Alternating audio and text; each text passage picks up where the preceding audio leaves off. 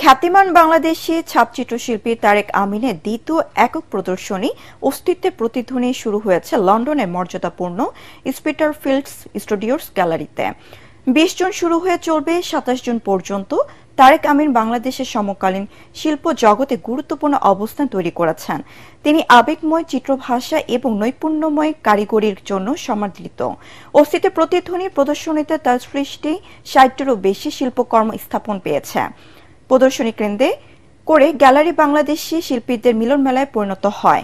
তারেক আমিনের প্রদর্শনীতে দেখতে আসেন বাংলাদেশে নিযুক্ত সাবেক হাই কমিশনার আনোয়ার চৌধুরী, অভিনেত্রী শম্পা রেজা সহ অনেকে। একজন নতুন শিল্পীর জন্ম কিন্তু আমাদের মতন যারা এখন পৃথিবীর শেষ প্রান্তে এসে দাঁড়ানো মানুষ, আমরা তাদের জন্য একটা চমৎকার বার্তা নিয়ে আসে, যখন একটি নতুন শিল্প একটি স্তরে পৌঁছায়। I hope people can visit and see his work. I've seen the brochure. Not all of them are displayed here, and some of them are just totally extraordinary.